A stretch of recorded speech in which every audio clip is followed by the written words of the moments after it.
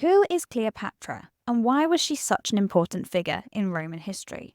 I'm going to try and give you an introduction to Cleopatra in 3 minutes. First of all, her family. She is from the Ptolemy dynasty, the Ptolemaids, and they are a Greek Macedonian family descended from Alexander the Great.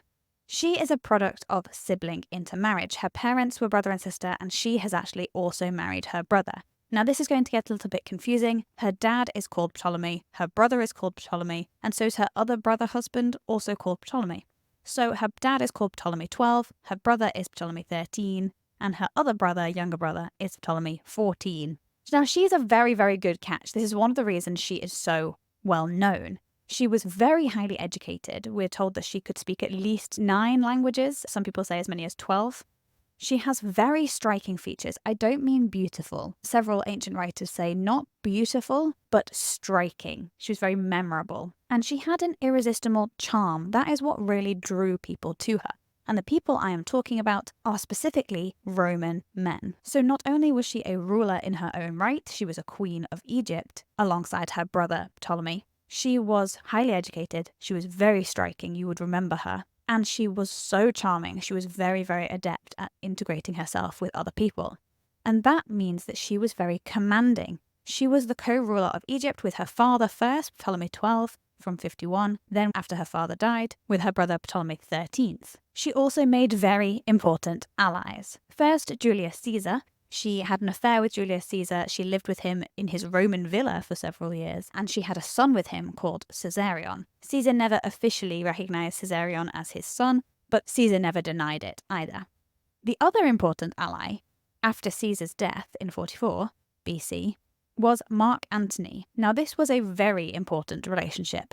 Mark Antony was a co-ruler of Rome with Caesar's Roman son, Octavian, and they started to have a falling out because of Mark Antony's relationship with Cleopatra. Octavian was very worried that Mark Antony was going to give much of the Roman provinces to Cleopatra.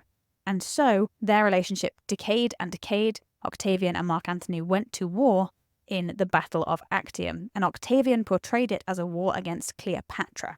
The Romans were very afraid that a foreign queen held sway over one of their most important rulers, and so they were quite happy to back Octavian in his fight against Cleopatra. And he portrayed it as a fight against Cleopatra, not Mark Antony, so that no one could say he was fighting a civil war. But that is what it was, and it ended with Cleopatra and Mark Antony's death, and Egypt becoming a province of Rome, in fact a personal province of Octavian. So she is extremely important in Roman history.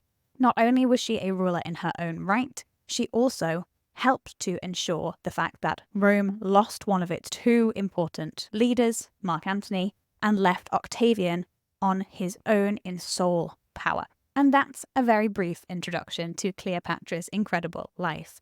Let me know what you think in the comments. Ask any questions if you have them. She's one of my favourite topics and I will be doing more about her. So do let me know, and I'll see you next time on bambasbat.